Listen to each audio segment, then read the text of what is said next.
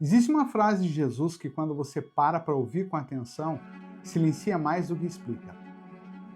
Poucas coisas são necessárias, ou mesmo uma só. Quem lê isso rápido pensa que Jesus está falando de simplicidade, de vida minimalista, de não exagerar nas preocupações do dia a dia, ou algo semelhante. Mas Jesus não estava ensinando organização, e também não estava fazendo poesia espiritual. Ele estava expondo a raiz da ansiedade humana e oferecendo algo tão radical que, se levado a sério, desmonta a religiosidade inteira. Hoje a gente vai voltar no tempo, na cultura e na cena real, e entender o que Jesus realmente quis dizer quando afirmou: poucas coisas são necessárias, ou mesmo uma só. Essa frase ela aparece em Lucas capítulo 10, versos 41 e 42, no famoso episódio de Marta e Maria. Marta, Marta, andas inquieta e te preocupas com muitas coisas. Entretanto, poucas coisas são necessárias, ou mesmo uma só. Maria escolheu a boa parte, e esta não lhe será tirada. O grego preserva algo muito bonito e muito intencional. De poucas coisas há necessidade, ou de uma só. Jesus começa dizendo poucas, e imediatamente se corrige: uma. Isso não é distração, é efeito retórico. Primeiro, ele abre o campo da imaginação. Depois, ele o fecha, como quem diz: você acha que precisa de muitas coisas, mas na verdade precisa de pouquíssimas. E se formos honestos, de uma só. Aqui já precisamos pausar. Jesus não está ensinando um método, ele está revelando essência. A imagem que a gente costuma criar dessa cena é enganosa. Não é uma cozinha simples, não é um almoço casual, não é uma visita informal.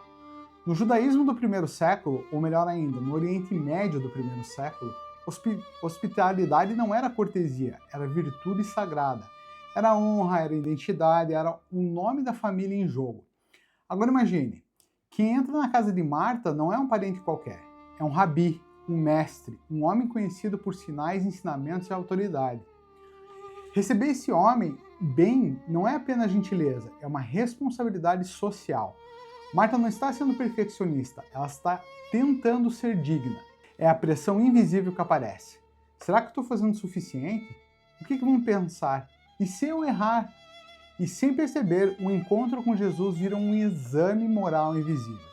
Ela não está mais apenas cozinhando, ela está se medindo, ela está tentando se justificar. A devoção virou tensão, o zelo virou ansiedade, o serviço virou peso. E Jesus vê tudo isso antes mesmo de Marta perceber. Agora olhe para Maria. O texto diz: Maria sentou-se aos pés de Jesus. Isso não é um detalhe poético, é termo técnico. A expressão aos pés de, para tos podas, é linguagem formal do mundo rabínico. Ela aparece, por exemplo, em Atos 22:3, quando Paulo diz que foi educado aos pés de Gamaliel. Ou seja, a gente não está falando de uma escuta casual, a gente está falando de formação discipular, formação de discípulos.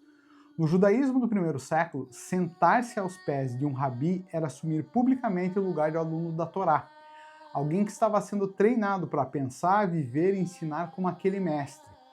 Era a postura de chamado, postura de vocação, postura de quem estava sendo preparado para representar aquela linhagem espiritual no mundo. E aqui que tudo fica meio escandaloso, porque naquele mundo esse lugar não era feminino. Mulheres podiam ouvir, podiam assistir, podiam aprender informalmente, mas sentar-se aos pés, isso implicava discipulado formal. E muitos rabinos deixavam isso claro sem rodeios. Havia ditados daquela época dizendo literalmente: é melhor queimar a Torá do que ensiná-la a uma mulher. Agora vamos entender a cena. Maria não está apenas sentada, ela está ultrapassando fronteiras religiosas.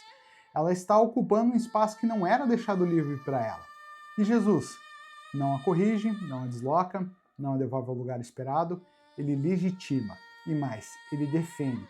Quando Marta reclama esperando que Jesus restaure a ordem natural das coisas, ele faz o oposto. Ele diz: ela escolheu a boa parte. E isso não é uma frase genérica. Boa parte é linguagem de herança, de porção, de destino espiritual. Jesus está dizendo: ela escolheu aquilo que permanece quando tudo mais cai. Ele está afirmando: ela tem herança no reino, não como coadjuvante, não como plateia, mas como discípula. E é exatamente aqui que Jesus revela o coração da história.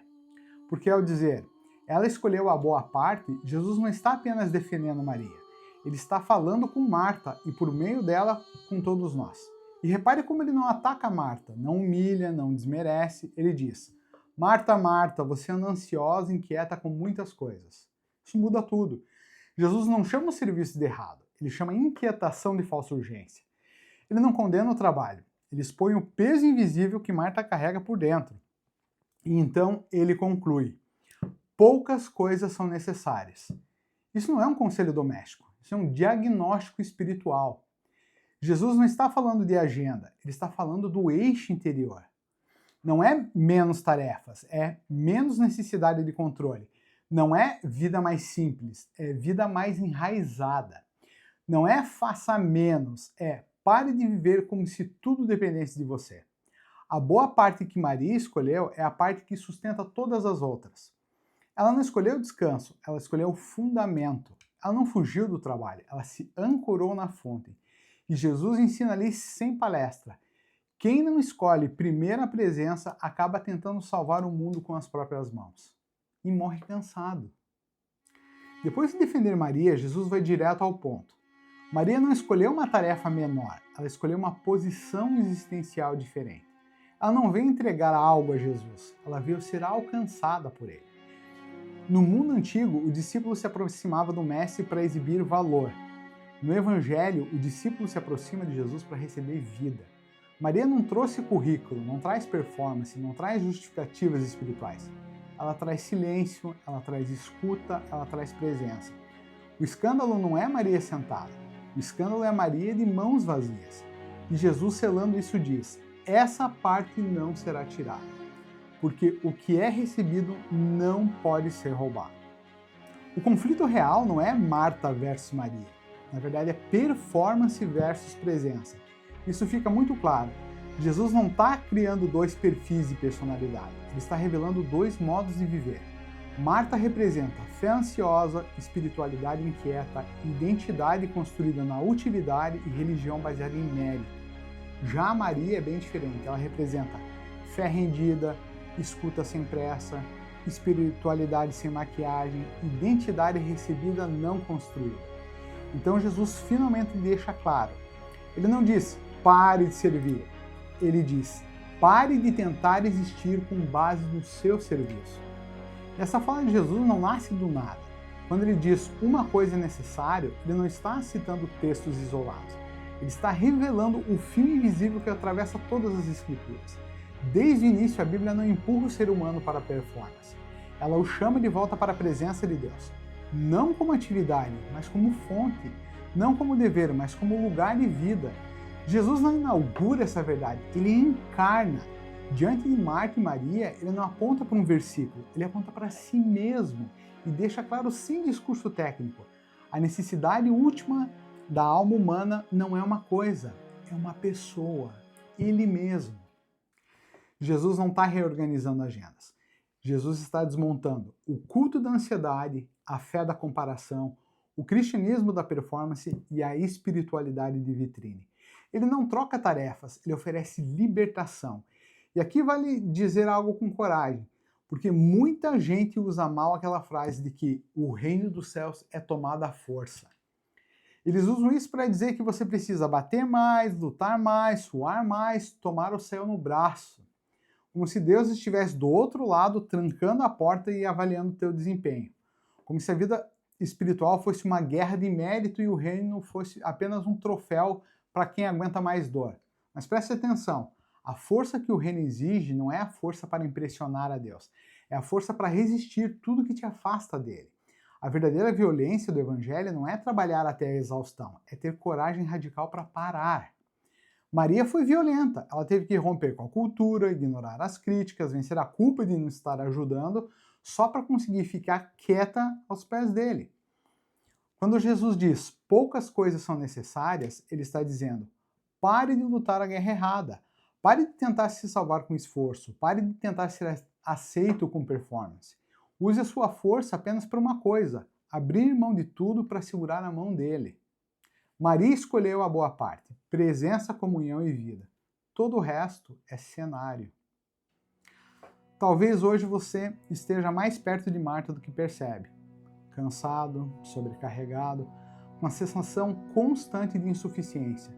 E talvez Jesus esteja te dizendo agora: você não veio aqui para provar nada, você veio para descansar em mim.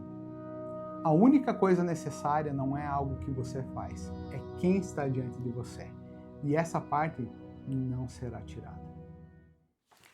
Se essa reflexão falou com você e te ajudou a enxergar esse texto de um jeito novo, considere apoiar esse trabalho, deixando seu like, se inscrevendo no canal e compartilhando esse vídeo com alguém que você gostaria que ouvisse isso hoje. Obrigado por assistir e a gente se vê no próximo episódio.